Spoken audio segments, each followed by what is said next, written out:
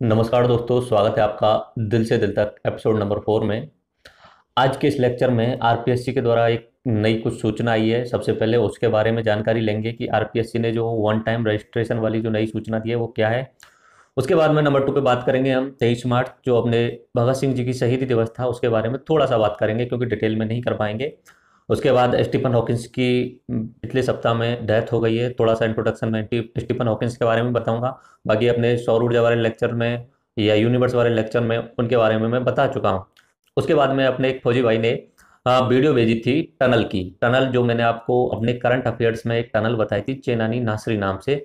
तो उनकी जो उधर की साइड में है तो उन्होंने उस टनल की या सुरंग की एक वीडियो भेजी है, तो मैं उसको दिखाऊंगा आपके लिए। 1 मिनट की वीडियो है। और उसके बाद में आपके प्रशंसा पत्र लेंगे, प्रशंसा पत्र और आपके कमेंट जो जो आपके सवाल हैं जवाब उनकी कोशिश करेंगे सवालों के जवाब देने की। और उसके बाद में लास्ट एपिसोड का जो इश्यू था उसके बारे में बात करेंगे। सबसे पहले एक नोटिफिकेशन आया है आरपीएससी के द्वारा 27 मार्च को। तो उन्होंने कल ही एक नोटिफिकेशन जारी किया है। मैं उसे पढ़ देता हूँ और आपकी स्क्रीन पर लगा देता हूँ, उसके बाद समझ लेते हैं। ये आप देख सकते हैं इसे स्क्रीन पर। राजस्थान लोक सेवा आयोग अजमेर ने विद्यार्थियों की हित व सुविधा को दृष्टिगत रखते हुए ओटीआर वन टाइम रजिस्ट्रेशन का निर्णय लिया है, जिसके अनुसार अप्रैल माह 2018 से ओटीआर के माध्यम से आवेदन भरने संबंधी प्रक्रिया प्रारंभ की जा रही है। आयोग द्वारा अब जारी किए जाने वाले विज्ञापनों के तहत आयोजित की जाने वाली प्रतियोगी परीक्षाओं के उचित निष्पादन एवं प्रतिरूपण के प्रयासों की रोकथाम तथा अभ्यर्थी की पहचान सुनिश्चित करने हेतु आवेदन करने वाले अभ्यर्थियों को ओटीआर का उपयोग अपनी आधार संख्या के आधार पर करना पड़ेगा। अभ्यर्थी के आधार सत्यापन उसके आधार नंबर पर रजिस्टर्ड मोबाइल नंबर के भेजे गए ओटीपी के द्वारा किया जाएगा। बेसिकली आरपीएससी ने एक नया सिस्टम बनाया है। एक्चुअली में अभी बना नहीं है, बनने की बोल रहे हैं कि 5-6 दिन में बन जाएगा। बाकी आरपीएससी कितने दिन में बना है ये कुछ पता नहीं है। अब सिस्टम ये है कि इसमें एक तो फर्जी तरीके से लोग अपना फॉर्म भर देते थे, एक की जगह 3-3 4-4 जगह भर देते थे, वो हो जाता था। और आगे प्रॉब्लम ये थी कि जब आरपीएससी में फॉर्म भरते हैं तो हर बार पूरी की पूरी सूचना देनी पड़ती है। तो आरपीएससी एक ऐसा सॉफ्टवेयर बना रही है जिसमें एक बार में आप वन टाइम रजिस्ट्रेशन करा दीजिए। जैसे कि एक बार 2 अप्रैल के बाद में रजिस्ट्रेशन शुरू हो जाएंगे। आप अपना पूरा आधार नंबर, अपना मोबाइल नंबर, अपना पूरी जानकारी, अपनी जो 10th 12th की मार्कशीट है वो अपलोड करनी पड़ेगी। एक बार उसमें आप रजिस्ट्रेशन करा दीजिए। उसके बाद जब भी आरपीएससी का कोई भी फॉर्म आएगा उसके बाद में सिर्फ और सिर्फ आपको अपना आधार नंबर डालना पड़ेगा। आधार नंबर डालते ही आपके मोबाइल पर ओटीपी आएगा। ओटीपी आएगा, आपको ओटीपी एंटर करने पड़ेगा। उसके बाद में फॉर्म फिल, आपको कुछ नहीं करना, क्योंकि आधार से लिंक होने के बाद में आधार से सारी सूचना ऑटोमेटिक ले ली जाएगी। तो उसमें क्या होगा कि जो फ्रॉड होता है बेफालतू के, एक जगह एक व्यक्ति 4-5 फॉर्म भर देता है, वो फॉर्म भरना बंद हो जाएंगे। तो आपको अब ये करना है कि अगर आपने आधार कार्ड नहीं बनवाया है तो आधार कार्ड सबसे पहले बनवा लीजिए। बाकी तो आधार कार्ड सबका ही बन गया होगा, 98% लोगों का बन चुका है। आधार कार्ड को अपने मोबाइल नंबर से भी जोड़ लीजिए, क्योंकि ओटीपी वन टाइम पासवर्ड आएगा। अगर मोबाइल नंबर से नहीं जोड़ा है, एक फिक्स मोबाइल नंबर से जोड़ लीजिए। मैंने भी पिछले 2-3 महीने पहले ही करवाया था, मेरा भी पहले नहीं था। तो एक फिक्स मोबाइल नंबर से इसे जोड़ लीजिए ओटीपी करवाने के लिए, या मतलब कनेक्ट ओटीपी मैसेज आने के लिए। और उसके बाद में जब भी आप फॉर्म भरोगे तो शायद आपको 1 मिनट लगेगी। उस सॉफ्टवेयर पे जाना है, आधार नंबर डालना है, ओटीपी डालना है, फॉर्म फिल, उसके बाद टाइम नहीं लगेगा। बस आपको एक बार रजिस्ट्रेशन करना है। तो ये अखबारों में कुछ आप देख सकते हो, अखबारों में इस तरीके की आई है। अखबारों में ये खबर आई है वही नॉर्मली जो मैं बता चुका हूँ कि अब किसी भी एग्जाम का अगर फॉर्म भरवाना है तो आपको सिर्फ आधार नंबर देना पड़ेगा। और उसके बाद में जो ओटीपी आएगा उसमें भरना है। ओटीपी आएगा उसे आपको डालना है और आपका फॉर्म भर जाएगा। अब हम बात करते हैं 23 मार्च भगत सिंह के शहीदी दिवस की। जैसे ही आप मेरा चैनल स्टार्ट करते होंगे या कोई भी वीडियो देखते होंगे तो जब शुरुआत में लोगो आता है तो उसमें 3 लोगों के पिक्स आपको देखते होंगे, 3 लोगों के फोटो देखते होंगे, महात्मा गांधी, स्वामी विवेकानंद और भगत सिंह। मैंने बहुत सोच समझ कर ये पिक लगाई है, इनका गहरा मतलब है।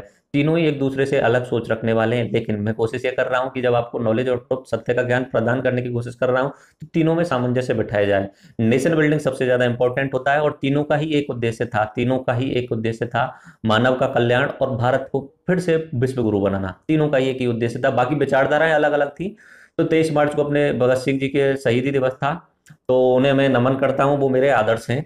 और उसके बाद इसी सप्ताह में स्टीफन हॉकिंस जो अपने टॉप मोस्ट साइंटिस्ट हैं अब तक के वर्ल्ड के, मैं 2 ही साइंटिस्ट को टॉप मोस्ट मानता हूं, एक तो अल्बर्ट आइंस्टाइन और उसके बाद में ये स्टीफन हॉकिंस। तो इन्होंने यूनिवर्स के बारे में बहुत कुछ नॉलेज दी थी हमें, बहुत कुछ माने, यानी जितना भी हमें ज्ञान है यूनिवर्स के बारे में, बिग बैंग की थ्योरी और ये सारे सिद्धांत इन्होंने ही प्रैक्टिकली सॉल्व किए थे। एक्चुअली में ये 20-22 वर्ष की उम्र में ही इनका पूरा शरीर लकवाग्रस्त हो गया था, पूरा का पूरा शरीर ने काम छोड़ दिया था। सिर्फ और सिर्फ इनका जो चेहरा था वो काम करता था। शुरुआत में तो बोलते थे, उसके बाद में बोलना भी बंद हो गया था। फिर उसके बाद में इनका शरीर ऐसे सेटअप पे चेंज किया गया, यानी ऐसी चेयर बनाई गई जो इनके माइंड से डायरेक्ट कनेक्शन किया गया। ये बोल नहीं पाते थे, लेकिन माइंड में जो सोचते थे उन्हें रीड करने का कोई तरीका ढूंढ लिया गया। तो इन्होंने एक बहुत अच्छी पुस्तक लिखी थी, the brief history of time. मैंने ये पुस्तक आधी सी पढ़ी है, बहुत ही बेस्ट पुस्तक है। आपको टाइम मिले तो पढ़ लेना। इंग्लिश मीडियम में शायद हिंदी में आ गई होगी तो हिंदी में भी पढ़ लेना।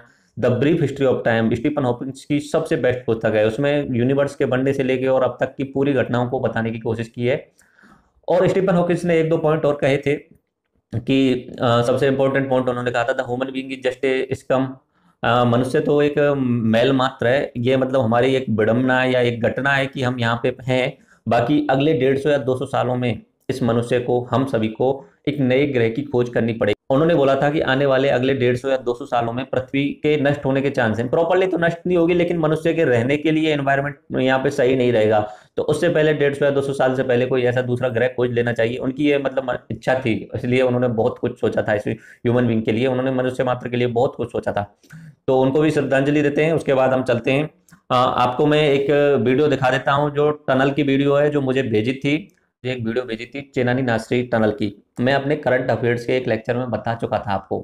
एक्चुअली में करंट अफेयर्स के एक लेक्चर में मैंने बताया था कि भारत की जो सबसे लंबी सुरंग जो है वो जम्मू और कश्मीर के बीच में चेनानी नासरी नाम से सुरंग है। तो मैंने उसमें 2 पुलों के बारे में बताया था। भारत का सबसे लंबा जो पुल बना है वो लोहित नदी पर बना है। वो भूपेन हजारिका जो एक सिंगर थे उनको समर्पित किया गया है। बाकी मैंने सबसे ऊंचे पुल के बारे में बताया था जो अपनी चेनाब नदी पर बना हुआ है।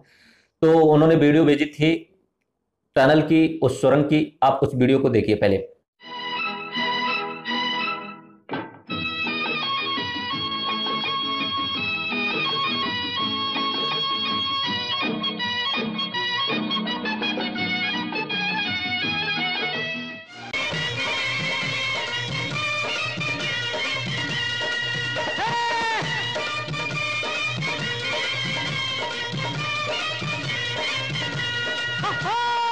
मैं जट यमला पगला दीवाना हो रब्बा, इतनी सी बात न जाना के ओ मैनू प्यार कर दी है, साडे उत्ते वो मर दी है। शायद आपको वीडियो अच्छी लगी होगी, उन्होंने फौजी भाइयों ने भेजी थी। आगे चलते हैं। अब आपके कमेंट, आपके सवाल, कोशिश करता हूँ सारे सवालों के जवाब दे सकूं। सबसे पहले एक आर्मी वालों के कमेंट लेता हूं मैं। उन्होंने व्हाट्सएप पे मुझे मैसेज भेजे थे कि नमस्कार साहब जी, I am a military man, I am aspirant of RAS, your effort definitely help the people like me and many more. तो उन्होंने कहा है कि I have been served for 16 years, मैं 16 सालों से नौकरी कर रहा हूँ और नायब सूबेदार हूँ, और मेरा अल्टीमेट गोल है आरएएस, और आप इसमें मेरी बहुत हेल्प कर रहे हो। और उन्होंने बोला है कि मैं आपकी वीडियो जो मेरे साथ के जो भी हैं, जितने भी हैं, उनको भी शेयर कर देता हूँ, मतलब जो तैयारी कर रहे हैं उनके लिए भी। तो बहुत अच्छा इन्होंने मैसेज किया है। उसके बाद आगे चलते हैं थोड़ा सा। अगला मैसेज भी आया है, वो भी अपने आर्मी का है, वो टेक्निकल आर्मी में है। तो उन्होंने बोला है कि इंडियन आर्मी टेक्निकल में हूँ, उन्होंने मैथ्स से ग्रेजुएशन की है, 9 साल कंप्लीट हो चुके हैं और वो अपनी तैयारी कर रहे हैं। तो उन्होंने बोला है कि उन्होंने देसी अंदाज में बोला है कि एक कमेंट आपके लिए बहुत अच्छा लगेगा। देसी अंदाज में एक बात बोलना चाहता हूं कि हम फौजी हर मौसम में सेवा करते हैं, जो चाहे बर्फ में हो या बरसात हो, हम आपकी सेवा करते हैं। नदी नालों कहीं भी हो, आतंकवादी हो, इन इलाकों में जो हो, जहाँ पे भी हम आपकी सेवा ही करते हैं और आपके, हमारे कारण आप सही ढंग से सो पाते हैं। तो उन्होंने बोला जैसलमेर जैसी गर्मी वाले जिले में भी हम 24 घंटे तैनात रहते हैं। बोला है कि your guidance will be help me very much. तो धन्यवाद आपके लिए, बहुत अच्छा। तो धन्यवाद आपके लिए, बहुत अच्छा लगा ये सब सुनकर। उसके बाद में एक और आर्मी वाले भाई साहब हैं, उन्होंने मैसेज किया है। उन्होंने कुछ पैसे भी ट्रांसफर किए थे। तो उन्होंने बोला I request to, I am from arm forces personnel, और मैंने आपका चैनल ज्वाइन किया हुआ है। और उन्होंने अपना नाम बताया। उन्होंने बोला था कि मेरा नाम यूट्यूब चैनल पे मत बोलना, तो उनका नाम नहीं बोल रहा हूँ मैं। बाकी उन्होंने बहुत ही अच्छा मैसेज किया है। 14 साल से वो नौकरी कर रहे हैं, बीए फाइनल किया हुआ है। मैं आरएएस की तैयारी कर रहा हूँ जॉब के साथ साथ में, और मैं आरएएस बनना चाहता हूँ, और आपकी वीडियो बहुत हेल्पफुल है। उसके अलावा एक एयरफोर्स वाले हैं, उन्होंने भी मैसेज किया है। Hello sir, sorry to disturb you at the late hours of night, actually since 2 months I was thinking to talk you, but due to service I was not able to spare time. First of all, great thanks for giving a tonic for me. Sir, myself XYZ, उन्होंने नाम बोलने के लिए मना किया। I am looking for RAS exam. After go through your online videos, it is really beneficial and helpful for me. I am preparing notes through your classes. If you don't mind, I want to show you something. तो उन्होंने मुझे notes भेजे थे, actually में notes भेजे थे उन्होंने मुझे एक पूरा एक 10-15 पेज का, उन्होंने मुझे 10-15 पिक्स भेजे थे जो मेरी क्लास देख करके वो नोट्स बनाते हैं। तो आप देख सकते हैं, मैं आपकी स्क्रीन पर एक नोट्स लगा देता हूँ उनके। उसके बाद में अपने राजस्थान से टीचर्स के मैसेज आते हैं, उनके टीचर्स के मैसेज पढ़ता हूँ मैं। I am government teacher sir, Jhunjhunu से हूँ। मेरा एम है आरएस बनना। पहले मुझे जीके ज़्यादा याद नहीं रहता था, पर आपके वीडियो देखने के बाद में बहुत इंटरेस्ट आने लगा है। पहले मैं सोचती थी कि मेरे पास में कोचिंग के लिए टाइम नहीं है तो कैसे तैयारी होगी, बट अब कॉन्फिडेंस हो गया है कि सर मैं आपकी वीडियो देखकर ही सेल्फ स्टडी से बहुत अच्छी तैयारी कर लूंगी। उन्होंने ही मैसेज लिखा है कि आपके पढ़ाने का तरीका बहुत ही अच्छा है सर, बहुत सारे टीचर्स के वीडियो देखे हैं पर आप पढ़ाते हो वो वैसा कोई नहीं पढ़ाता है। एक वीडियो में सर हमें एग्जाम में कैसे लिखना है इसका तरीका बताएं, ताकि हम अभी से उसी हिसाब से लिखने की प्रैक्टिस कर लें। देखो, एग्जाम में लिखने के लिए मैं अपना मेंस का प्री का एग्जाम होने के बाद में मेंस की जब तैयारी होगी तो उस समय मैं करीब 10-12 जो पुरानी ईयर्स के क्वेश्चन हैं उनको सॉल्व कराऊंगा और उसमें बताऊंगा कि किस तरीके से लिखना चाहिए। तो पहले आप प्री पर फोकस कर लीजिए। एक एग्जाम में अभी सॉल्व करा दूंगा जिसमें आप समझ जाओगे कि कैसे लिखना चाहिए। उसके बाद में उन्होंने नोट्स भेजे थे मुझे, उन्होंने नोट्स भी भेजे हैं कि सर मैं आपके लेक्चर देख के नोट्स बनाती हूँ, तो नोट्स भेजे हैं। एक स्टूडेंट हैं देव शर्मा जी, उन्होंने बोला है सर हम आप जैसा, सर आप हम जैसे स्टूडेंट के लिए गॉड हो। देखो, गॉड बनना मुझे पसंद नहीं है, बाकी जो मेरा उद्देश्य है आप लोगों वगैरह से देख करके बहुत कुछ समझ रहे होंगे। ना मेरा उद्देश्य पैसे कमाना है, ना मेरा उद्देश्य सिर्फ और सिर्फ आपको नौकरी भी देना नहीं है। मेरा उद्देश्य आपको सही से एजुकेशन देना है। जो मेरे पास नॉलेज है, जो मैं समझ चुका हूँ बहुत सारी चीज़ों को जिनके बारे में, आध्यात्मिक ज्ञान, बाकी 360 डिग्री कवर करना किसी भी सब्जेक्ट को, अगर मुझे आता है तो मैं आपको उसे बताने की कोशिश कर रहा हूँ। मेरा उद्देश्य सिर्फ और सिर्फ आपको सत्य का ज्ञान कराना है, सही तरीके की नॉलेज देना है, ताकि आपकी लाइफ की कॉम्प्लेक्सिटी खत्म हो जाए, आपको बहुत आसान हो जाए लाइफ। बाकी आप लोगों में सही देखते होंगे कि मेरे लोगों में ऊपर ही ऊपर लिखा है, शुरुआत में आता है सा विद्या या विमुक्त है। विद्या वही होती है जो आपको लिबरेट करती है, उदार बनाती है और आपको हैप्पीनेस की तरफ ले जाती है, खुशियों की तरफ ले जाती है। अगर आपको कॉन्सेप्ट समझ में आ जाते हैं, देखो इंसान दुखी दो तरीके से होता है, एक तो फिजिकली होता है, एक मेंटली होता है। अब मैं फिजिकली तो आपके साथ में बहुत कम घटनाएं होती होंगी, लेकिन मेंटली कोई भी इंसान हो, दिन में 50,000 के आसपास में, एक दिन में 50,000 के आसपास में उसके आइडियाज आते हैं। अब वो आइडियाज का सही आंसर नहीं मिल पाता है तो वो जो इंसान होता है वो मेंटली डिस्टर्ब रहता है, वो एक तरीके से दुखी रहता है मेंटली। तो अगर आपको सही नॉलेज मिल जाएगी और उन आइडियाज जो आपके दिमाग में आ रहे हैं उन आइडियाज का सही आंसर मिलने लग जाएगा, तो शायद आपके मेंटली जो डिस्टर्बेंस है, मेंटली जो दुख रहते हैं आप, वो शायद खत्म हो सकता है। तो मेरा उद्देश्य यही है कि आपके एक सही तरीके की नॉलेज मिल जाए। आपको बीच में कहीं व्हाट्सएप में किसी ने कुछ मैसेज भेज दिया, उससे आपका दिमाग खराब ना हो, फेक न्यूज चल रही है उनसे आपका दिमाग खराब ना हो। पहले आप हिस्ट्री, पॉलिटी, ये सारी चीजें समझेंगे। उसके बाद में एक नई लेक्चर सीरीज चलाऊंगा नॉलेज ऑफ ट्रुथ नाम से। उसमें बहुत सारे जो टॉपिक एक्स्ट्रा हैं आपको समझना जरूरी है, उनका किसी भी एग्जाम से कोई रिलेशन नहीं है, फिर भी आपकी लाइफ के लिए जरूरी होते हैं। जैसे कि मैंने अभी सोच भी रहा था आतंकवाद पे एक मैं पूरा पूरा लेक्चर बनाऊं कि आतंकवाद क्या होता है, आतंकवाद की शुरुआत कैसे हुई थी, क्या सच में आतंकवाद आज के समय पे देख रहे हैं उसी स्वरूप में था या पहले भी पुराने समय से भी चलता आ रहा है, क्या अशोक को भी आतंकवादी बोल सकते हैं, क्या भगत सिंह को भी आतंकवादी बोलना चाहिए। मतलब ये सारे सवाल जो हैं उसमें सारे सॉल्व हो जाने चाहिए। आतंकवाद की रूट्स क्या है, आतंकवाद की सोच पनपती कैसी है लोगों के अंदर। मोहम्मद अली जिन्ना ने इतने सारे आतंकवादी घटनाएं, या मोहम्मद अली जिन्ना जो एक बहुत अच्छे सेकुलर थे वो एकदम कम्युनल कैसे हो गए। तो इसमें मैं सोच रहा था, तो वो एक नॉलेज ऑफ ट्रुथ नाम से, केटी नाम से सीरीज चलाऊंगा मैं। उसमें ऐसे सारे टॉपिक्स को मैं कवर करूंगा। तो उसमें ये जैसे अपना टेररिज्म का, यूनिवर्स का, उसके बाद में हिंदुइज्म। हिंदुइज्म मेरा बहुत ही इंटरेस्टिंग सब्जेक्ट है। हिंदू धर्म के बारे में पढ़ना और पढ़ाना बहुत इंटरेस्टिंग सब्जेक्ट है मेरा। यूनिवर्स के बारे में पढ़ना और पढ़ाना मेरा बहुत इंटरेस्टिंग सब्जेक्ट है। तो ऐसे बहुत सारे टॉपिक जो 40-50 से ज्यादा, और टाइम के हिसाब से वो चेंज होते रहेंगे। जैसे करप्शन वगैरह, तो करप्शन का ऐसा नहीं है कि आज पर कल परसों की घटना होती है, करप्शन का रूट्स भी समझना पड़ना। और हो सकता है कि करप्शन बहुत सारी चीजों में अच्छा हो, तो वो सारी चीजें उस लेक्चर में बताई जानी चाहिए जब मैं केटी यानी नॉलेज ऑफ ट्रुथ सीरीज चलाऊंगा और उसमें करप्शन नाम का टॉपिक लूंगा। तो मेरा कोशिश यही रहेगी कि मेरी कोशिश ये रहेगी मैं आपका गॉड ना बनूं, बाकी सही नॉलेज दे सकूं आपको, एक इस तरीके की नॉलेज दे सकूं ताकि आप लिबरेट हो सकें, आप उदार बन सकें। उसके बाद में एक जयपुर से एक मैडम है, उन्होंने मैसेज किया था। उन्होंने कुछ अलग तरीके से मैसेज कर दिया, तो सर आपको सब कुछ आता है, आपको देख के डर लगता है, आप बहुत अच्छा पढ़ाते हो, सारी चीजें क्लियर हो जाती हैं, लेकिन आपको देख करके डर लगता है, आप इतने इंटेलिजेंट हो, आप इतनी सारी चीजें याद कैसे कर लेते हो, हम कैसे याद करेंगे। उन्हें डर इतना लगता है कि ये सर इतने सब कुछ याद कर सकते हैं, इतना जने याद है, ये भी आरएस का एग्जाम देने वाले हैं, तो फिर हमारा तो कहाँ नंबर। एक्चुअली में देखो ऐसा कुछ नहीं है। ऐसा याद करना और ये सारी चीजें आपने शुरुआत की है तो तुम्हें डर लग रहा है, बाकी डरने की कोई जरूरत नहीं है। मैं तुमसे बिल्कुल भी अलग नहीं हूँ, तुम्हारे बराबर ही हूँ। मैं आज से 3 साल पहले तो ये भी नहीं जानता था हिस्ट्री कितने तरीके से होती है, बाकी अलग अलग सब्जेक्ट के नाम तक नहीं जानता था। हिस्ट्री, पॉलिटी, ज्योग्राफी ये सब्जेक्ट भी होते हैं, मुझे सच में नहीं पता था कि बीए में ये सब्जेक्ट स्टूडेंट लेते भी हैं। मेरी जो ग्रेजुएशन है वो इंजीनियरिंग लाइन से थी, तो मैं सच में नहीं जानता था कि हिस्ट्री क्या होती है, पॉलिटी क्या होती है, ज्योग्राफी क्या होती है। लेकिन धीरे धीरे आपको टाइम लगता है। देखो, किसी भी चीज को आप फास्ट करने की कोशिश मत करो, ट्रिकों पर मत जाओ और फास्ट मत करो। अगर आप फास्ट कर लोगे तो हो सकता है आप उस समय तक उसका सॉल्यूशन निकाल लो, उस चीज को पालो, लेकिन लॉन्ग रन में वो फास्ट प्रोसेस आपको नुकसान करने वाली है। तो आप लॉन्ग रन का स्ट्रेटजी लेके चलिए। आपने शुरुआत की है तो जरूरी नहीं है इसी साल में आपको टॉप कर देना है, इसी साल में फोड़ देना है। आप कोशिश कीजिए, अगर आपने इस साल शुरुआत की है तो आप 2018 के बजाय 2019 का टारगेट रखिए। मुझे 2 साल का टाइम रखना है और 2 साल में मुझे इतनी इतनी सारी चीजें कवर करनी है, मुझे सब कुछ पढ़ना है। तो उस हिसाब से प्लान करके चलिए, इतना डरने की जरूरत नहीं है। ऐसा कुछ नहीं है कि मुझे बहुत सारी चीजें आती होंगी, बिल्कुल नहीं आती मुझे इतनी ज्यादा सारी चीजें। तो आप बिल्कुल नहीं डरिए, ऐसा कुछ भी नहीं है कि मुझे सारी चीजें रटी हुई होंगी। मुझे जो चीज समझ में आ जाती है मैं उन्हें आपको बहुत अच्छे तरीके से समझा देता हूँ। बहुत सारी चीजें जो मुझे भी समझ में नहीं आती हैं तो उन्हें नहीं बता पाता मैं किसी को। इसका मतलब ये थोड़ी है कि हर व्यक्ति के पास में सारी की सारी नॉलेज हो सकता है कुछ एक चीजें जो तुम्हें मुझसे ज्यादा पता हो मुझे नहीं पता हो, निश्चित सी बात है। The whole universe exist in mind. मैं अपने यूनिवर्सल ट्रुथ्स में बता चुका हूं। मैंने आपको 3 ही तो सत्य के ज्ञान बताया था, सार्वभौमिक सत्य बताए थे कि पूरा ब्रह्मांड आपके दिमाग की उपज है।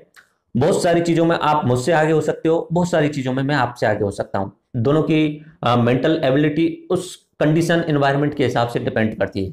मैंने पहला तो बता दिया। दूसरा मैंने बताया था everything is relative, nothing is absolute. मतलब सब कुछ सापेक्ष है, कुछ भी एब्सोल्यूट नहीं है। मुझे पता है, मैं 3 साल से, मुझे इतनी सारी नॉलेज है क्योंकि मैं 3 साल से इन सारी चीजों को पढ़ रहा हूँ, इन्हें एक्सपीरियंस कर रहा हूँ। मैंने पूरी लाइफ में मैं पिछले 3 साल से एक तरीके से साधु सन्यासी की तरह रह रहा हूँ। एजुकेशन लेना ही नहीं, मैंने किताबों को नहीं रटा है, इसलिए मैं आपको पढ़ा रहा हूँ। मैंने किताबों को नहीं रटा है एक्चुअली में। मैंने अगर कार्ल मार्क्स के बारे में पढ़ा है, साम्यवाद के बारे में पढ़ा है, तो मैंने एक्चुअली में 3 या 4 महीने कंटिन्यूस साम्यवाद को जिया है, उसी थ्योरी की तरह अपनी लाइफ को रखा है।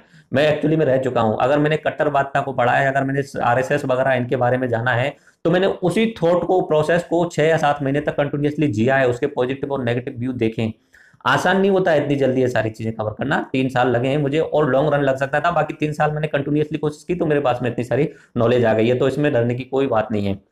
अगला कमेंट सुर्री चौधरी है कोई, तो उन्होंने किया है, सर जी आप बहुत ही अच्छा पढ़ाते हो और मैं और मेरे पापा आपके वीडियो देखते हैं।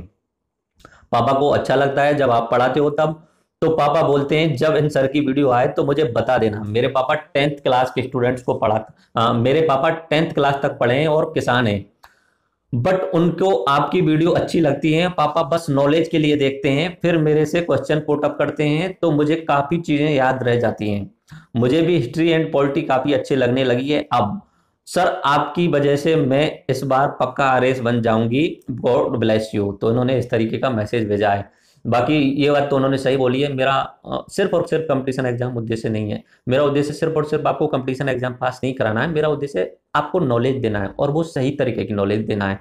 आप भले ही किसान हो या किसी में जॉब करते हो, तो ये सारी चीजें आप समझ सकते हो। हिस्ट्री आपको पता होनी चाहिए। अगर आपको अपना पास्ट पता है तो अपना फ्यूचर अच्छे तरीके से बना सकते हैं। अगर आपको पॉलिटी अच्छे तरीके से पता है तो आपको अगले आने वाले नेताओं के बारे में, अगर आपको पॉलिटी अच्छे तरीके से समझ में आती है तो आप अपना अपना जो बोर्ड देने वाले हो अगले टाइम वो सोच समझ करके दोगे। अगर आपको ज्योग्राफी अच्छे तरीके से आती है तो आपको बहुत सारी चीजों में फायदा होने वाला है। जैसे कि मैंने अभी कल परसों सॉइल वाला जो लेक्चर बताया था राजस्थान वाला, तो उसमें बहुत अलग अलग पॉइंट बताए थे कि सॉइल में क्या क्या खनिज होते हैं, किसानों को क्या क्या डालना चाहिए, किस चीज की कमी होने पर क्या तो उनका अपने सिर्फ कंपटीशन से कोई मतलब नहीं है। अगर आप कंपटीशन तैयारी कर रहे हो तो भी देखो, अगर नहीं कर रहे हैं तो भी उनको देखना चाहिए। बाकी जब मैं नॉलेज ऑफ ट्रुथ यानी सत्य का ज्ञान श्रृंखला चलाऊंगा उसे तो कोई भी देख सकता है, पक्का कोई भी देख सकता है। भले ही आप पहले से एक बार को तो आप वकील हो चाहे डॉक्टर हो, कोई भी हो उसे देख सकते हैं, तो आपकी लाइफ के लिए बेटर रहेगा। उसके बाद में हरीश कुमावत जी का मैसेज है, सर जी थैंक्स, मैं शेखावटी से हूँ। मैंने रीट 2017 में कोचिंग ज्वाइन किया था लेकिन कोई प्रोग्रेस नहीं हुई। लेकिन जब से आपके वीडियो देख रहा हूँ, साथ में नोट्स बनाता हूँ, बहुत बहुत पॉजिटिव फील कर रहा हूँ। जो मैंने शायद कोचिंग में जाकर मिस कर दिया था वो अब आपके माध्यम से मुझे मिल रहा है। एक बार फिर से धन्यवाद, गॉड ब्लेस यू सर जी। तो मैं भी आपको धन्यवाद देता हूँ। उसके बाद में अगला सवाल, उसके बाद में अगला कमेंट कोई मनीषा राजपूत जी हैं, तो उन्होंने बोला है कि सर मैंने 55,000 फीस दी थी, आरएस की कोचिंग ज्वाइन की थी। वो लोग स्टार्टिंग में तो कुछ सही से कराते हैं, बाद में नोट्स देके फ्री कर देते हैं। अब मैं सेल्फ स्टडी कर रही हूँ तो मैं इस पर कुछ नहीं बोलूंगा। कोचिंगों का तो यही होता है, मैंने कमेंट में भी बोल दिया है। कोचिंगों का सिर्फ और सिर्फ बिजनेस करना उद्देश्य होता है, इसलिए तो मैं कोचिंगों में नहीं पढ़ा था। मुझे पढ़ाना होता तो मैं अब तक कोचिंगों में पढ़ा के रुपए कमा भी लेता, पर नहीं कराना मुझे वो सारी चीजें।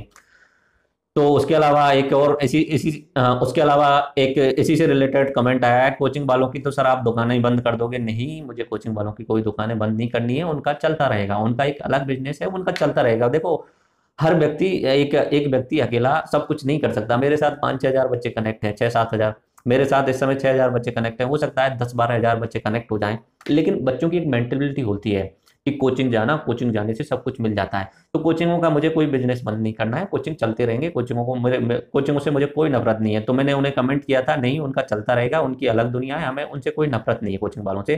तो उन्होंने इस बात पर दोबारा से रिप्लाई किया है, उन्होंने, पंकज चौधरी ने, सर बात नफरत की नहीं है सर, कोचिंग में जाने के बाद भी वो लेवल नहीं मिलता जो आप घर बैठे दे रहे हो, मैंने इस चीज को अनुभव किया है। तो उन्होंने बहुत अच्छा कमेंट किया है, तो इससे मुझे मोटिवेशन मिलता है।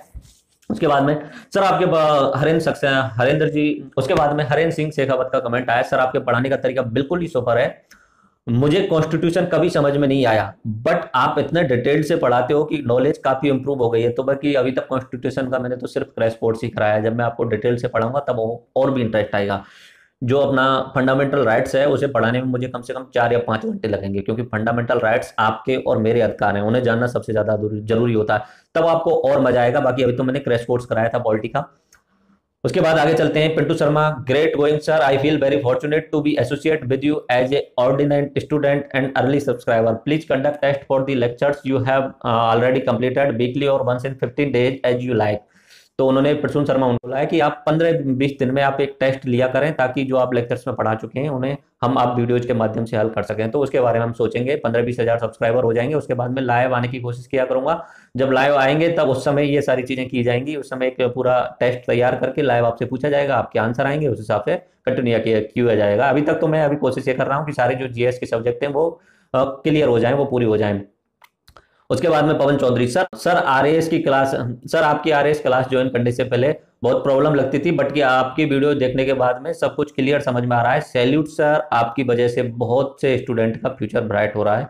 तो बहुत बहुत धन्यवाद आपके लिए। उसके बाद में एक रेखा पाल सर जी हैं, उन्होंने मैसेज किया है, sir ji good morning, you are simply superb, मुझे पहले कभी इंटरेस्ट नहीं था इन सब्जेक्ट में, but after attending your lectures I am really motivated and interested in towards the subject. तो इन्होंने इस बार थोड़ा सा हिंदी में लिखा है, पहले इन्होंने फुल इंग्लिश लिखा था, इस बार उन्होंने हिंदी में लिखा है। ये प्रोफेसर है, असिस्टेंट प्रोफेसर है, एमबीबीएस टीचर्स को, स्टूडेंट्स को पढ़ाती हैं। उसके बाद में आगे चलते हैं, कनक प्रिया का मैसेज आया है। उसके बाद में एक सुनील बिश्नोई ने बहुत अच्छा कमेंट किया है कि क्या बात है सर, इंटरनेशनल फैन फॉलोइंग हो रही है। तो उन्होंने बोला कि आपने तो सच में 360 डिग्री घुमा दिया। हालांकि जो वीडियो थी उसमें दिल से दिल तक वाले एपिसोड में मैंने बोला था कि बाहर वाले भी स्टूडेंट्स हैं जो कनेक्ट हो रहे हैं, यूएसए से, दुबई से, ऑस्ट्रेलिया से और सिंगापुर से, तो मैंने बताया था उसके बारे में। और बाकी ऑल इंडिया से तो कनेक्ट हो रही हैं, अपने राजस्थान के तो 33 जिलों के स्टूडेंट कनेक्ट हैं इस समय, उनके व्हाट्सएप वगैरह मैसेज आते हैं तो वो बताते रहते हैं। देखो अभी तक हमारे प्लेटफॉर्म पे सबसे ज्यादा जो जुड़ने वाले हैं आप स्टूडेंट तो हैं ही, उसके साथ में कम से कम 200 से ज्यादा अपने फौजी जुड़ चुके हैं, फौजी भाई जो अपनी सीमा पे तैनात रहते हैं, उनके लिए कोई कोचिंग की सुविधा नहीं होती है, तो उनके लिए पढ़ाने में तो मुझे बहुत ज्यादा अच्छा लगता रहूंगा। उसके बाद में अपने डॉक्टर्स भी जुड़े हुए हैं, टीचर्स प्रोफेशन लाइन के बहुत ज्यादा जुड़ गए हैं, अभी कम से कम 40-50 ऐसे मैसेज आ चुके हैं जो खुद टीचर हैं और आरएस की तैयारी कर रहे हैं, यानी जॉब में हैं, उनके मैसेज आ चुके हैं। ठीक है, उसके बाद में आप स्टूडेंट्स तो जुड़े हुए हैं नॉर्मल जो तैयारी करने वाले। उसके बाद में गुरजीत सिंह का मैसेज आया है, sir video nice video sir, कोई जल्दी नहीं है सर, आपके टाइम के हिसाब से वीडियो अपलोड कर दिया करिए, बस सर आपका फॉर्मेट 360 डिग्री ही रखना, बिकॉज 360 डिग्री मीन्स हम किसी भी फॉर्मेट का एग्जाम दें सक्सेस की गारंटेड मिलेगी। तो ये कमेंट मुझे सबसे अच्छा लगा इन सब में, इन्होंने मेरे दिल की बात बोल दी है। मुझे भी यही पसंद है, मैं भी यही चाहता हूँ, भले मैं अपनी मनमर्जी से वीडियो अपलोड करूँ, लेकिन उस लेक्चर को उस तरीके से पढ़ाऊं कि आपको उस लेक्चर को देखने के बाद में शायद ही कोई डाउट रहे। मैं भी खुद ये करता हूं एज ए स्टूडेंट, आपके मन में क्या क्या सवाल आ सकते हैं, उन सारे सवाल को उस लेक्चर में डाल दूं और 360 डिग्री आपको पढ़ा सकूं। 360 डिग्री का मतलब होता है कि आपको हर टॉपिक, उस टॉपिक के हर बिंदु के बारे में पता होना चाहिए। ठीक है, उसके बाद में एक मैसेज आया है सरदा पेंसिया का, good evening sir, I am a banker, I want to preparation for RS, I have not lot of time for coaching, really it's your best way for candidates who have no much time for coaching, the way coaching is, your way of coaching is best, thank a lot of। तो बहुत अच्छी बात है इनकी। और उसके बाद में परशुराम चौधरी जी का एक मैसेज आया है, ये शायद मुझसे फेसबुक पे भी कनेक्ट जी का, उन्होंने अपने जो एपिसोड आते हैं दिल से दिल तक, उनके बारे में बोला है सर ये आपका प्रोग्राम बहुत अच्छा है, इस प्रोग्राम में आपके और हमारे विचारों का आदान प्रदान होता है, सर आपने मेरे क्वेश्चन को दिल से दिल तक प्रोग्राम में इंक्लूड किया, thank you very much sir, you look like a Sudhir Chaudhary Zee news editor, way of explain is similar to Sudhir Chaudhary. धन्यवाद। तो क्या बोलूँ इस बारे में, बड़ा ही ज़्यादा कर दी तुमने, सुधीर चौधरी की तुलना कर दी मेरी। जी न्यूज के जो एंकर हैं, शाम को उनका प्रोग्राम आता है DNA, detailed news analysis, DNA programme आता है जी न्यूज पे, तो उन्होंने उससे मेरी तुलना कर दी। बाकी ये बात मुझसे एक दो और लोगों ने बोली थी, चलो ठीक है, अभी मुझे नहीं पता, लगता हूँ नहीं लगता, मुझे लगना भी नहीं है इस तरीके से। मैं अपना खुद का एक व्यू रखना चाहता हूँ, मुझे किसी की कॉपी नहीं करनी है। एक सवाल आया है महेश चंद जी का, sir you are great motivator and great teacher. Sir I am engineering graduate, 2017 में किया है, डेट ऑफ बर्थ 98 है और मैं 20 साल का हो रहा हूँ, तो मैं क्या तैयारी कर सकता हूँ? फ्रस्ट्रेटेड फील कर रहा हूँ क्या मैं? अरे फ्रस्ट्रेटेड फील करने की क्या जरूरत है, आपको टेंशन लेने की क्या जरूरत है? पहली बात तो 21 वर्ष की उम्र पूरी होनी चाहिए।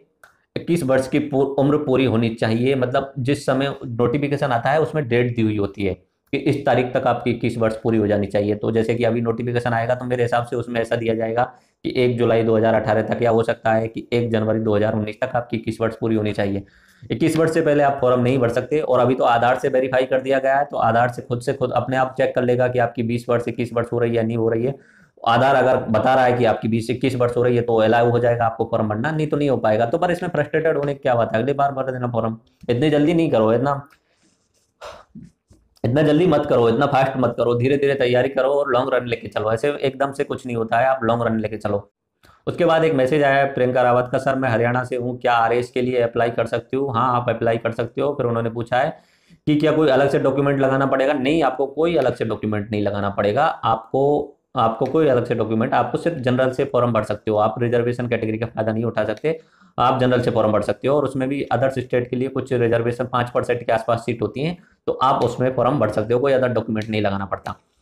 उसके बाद एक स्टूडेंट का एक ऑडियो मैसेज आया था, उन्होंने एक पहले तो लिख करके भेजा था मुझे कि गुड मॉर्निंग सर, नव वर्ष की शुभकामनाएं, मैं ज्योग्राफी की स्टूडेंट हूं, मुझे हिस्ट्री पॉलिटी भी अब इंटरेस्टिंग लग रही हैं, आपके बनाए वीडियोज को देखने के बाद में और समझ में आ रहा है। वो एक्चुअली वो पीएचडी किए हुए हैं, तो उन्होंने मुझे ऑडियो मैसेज भेजा था, उनका नाम नहीं बोल सकता मैं, उनका ऑडियो मैसेज आपके लिए सुना सकता हूँ, 30 सेकंड का ऑडियो मैसेज है, आप उस ऑडियो मैसेज को सुन लीजिए। राम राम सर। सर आपका ये संविधान राजनीति क्रैश कोर्स लेक्चर 2 देखा था मैंने, बहुत ही अच्छा था। और सर एक बात कहना चाहती हूँ कि इससे पहले मुझे हिस्ट्री और पॉलिटिकल मुझे कभी अच्छे नहीं लगे, बिल्कुल ऐसे इरिटेशन होता था, हिस्ट्री के नाम पे बोले क्या सब्जेक्ट है, और पॉलिटिकल के नाम पे भी ऐसा ही लगता था, ये संविधान और ये सब लोकसभा राज्यसभा ये सब पढ़ना मुझे बिल्कुल अच्छा नहीं लगता था। लेकिन जब से मैंने आपके वीडियोस देखे हैं तब से मुझे हिस्ट्री और पॉलिटिकल में उतना ही इंटरेस्ट आता है जितना मेरा मेजर सब्जेक्ट है, जो ज्योग्राफी से हूँ मैं बेसिकली।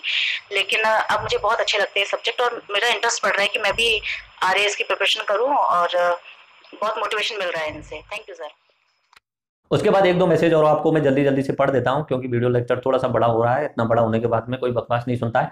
प्रियंका राठौड़ जी का मैसेज आया है, सर प्रियंका राठौड़ जी का मैसेज आया है, sir most of the time मैं आपका वीडियो बिना देखे ही लाइक कर देती हूँ, क्योंकि मुझे पता है कि मेरे देखने के बाद इसे जरूर बहुत कुछ सीखने को मिलेगा, और मैं उस वीडियो को डाउनलोड कर लेती हूँ और फिर से बाद में देख लेती हूँ, ताकि मेरा डाटा खर्च नहीं होता है और मैं आपके ज्यादा से ज्यादा लेक्चर सुन पाती हूँ।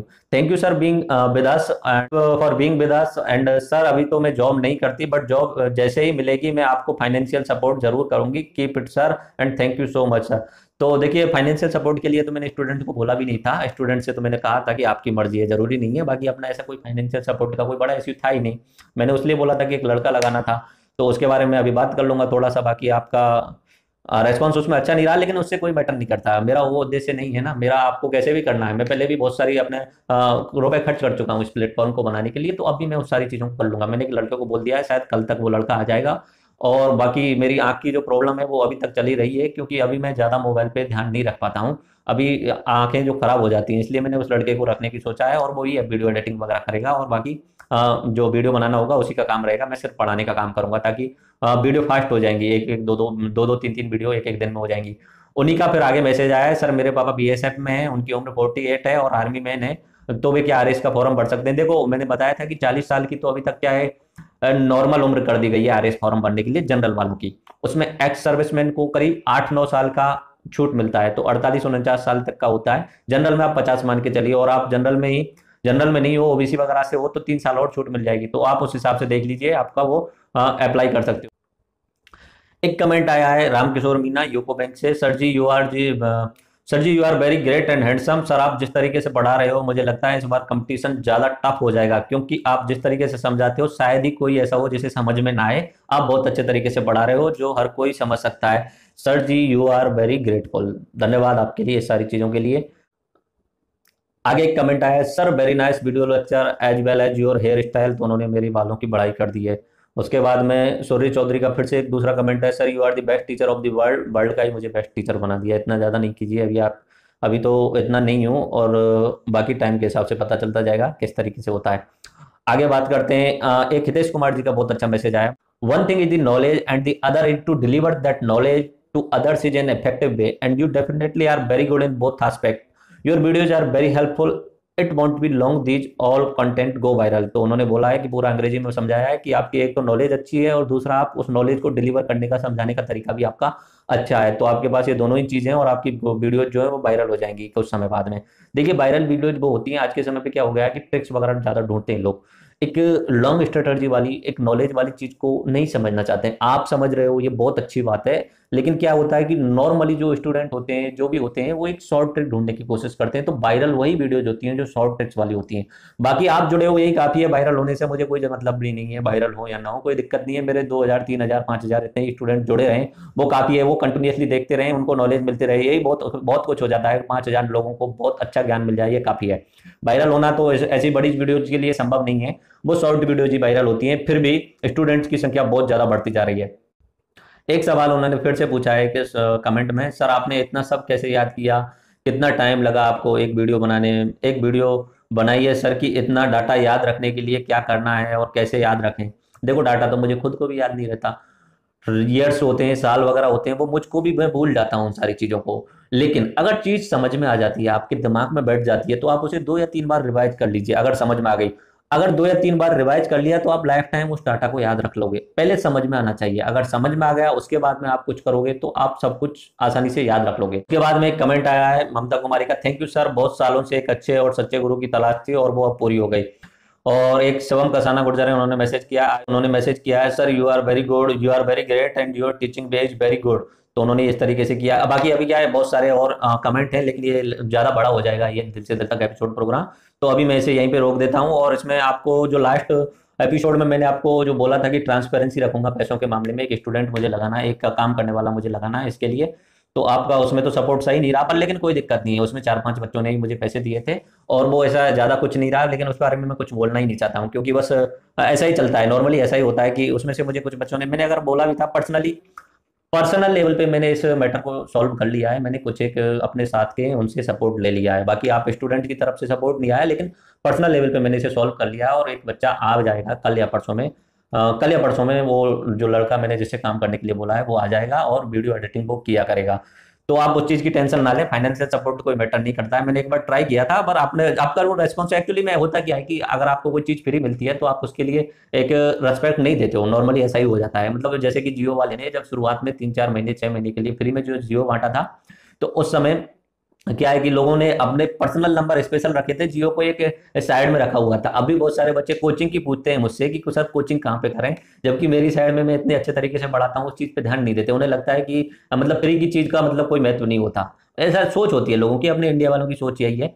कोई दिक्कत नहीं है, बाकी इसमें कोई मैटर भी नहीं है। तो उसमें यह है कि फ्री की चीज़ों का कोई इश्यू नहीं है। जो वाला आपका एग्जांपल बता दिया, और फाइनेंशियल जो वाला था मैंने आपसे बोला था सपोर्ट का, आपने सपोर्ट नहीं किया, कोई दिक्कत नहीं है, वो मैटर नहीं करता है, मैंने अपने लेवल पे उसे सॉल्व कर लिया है। बाकी अभी वो लड़का आ जाएगा तो वीडियोज फास्ट हो जाएंगी, 2 या 3 वीडियो रेगुलरली मैं डालने की कोशिश किया करूंगा। अभी इसलिए नहीं कर पाता क्योंकि मेरी आंखों में बहुत ज़्यादा प्रॉब्लम होती है, मैं मोबाइल के सामने या लैपटॉप के सामने ज़्यादा टाइम तक कनेक्ट नहीं हो सकता। मैं अपना लेक्चर बना सकता हूँ, लेक्चर बनाने के बाद में उसे आपको समझा सकता हूँ, लेकिन लास्ट में जब वीडियो एडिट करनी होती है, वीडियो जो बन जाती है 10 GB की 12 GB की, उसे 1 GB डाटा में लेके आना पड़ता है, उसमें बीच में कुछ कुछ जोड़ना पड़ता है आपके लिए, कुछ कमेंट जोड़ने या कोई पिक्चर डालनी है तो वो जोड़ना पड़ता है, वो एडिटिंग होती है। तो उसमें भी कम से कम 2 घंटे या 3 घंटे का टाइम लगता है, तो उसके लिए कोई चाहिए होगा, तो मैंने उस लड़के को बुला लिया है। तो उम्मीद करता हूँ आपको ये एपिसोड पसंद आया होगा और आपके सारे सवालों के आपको जवाब मिल गए होंगे।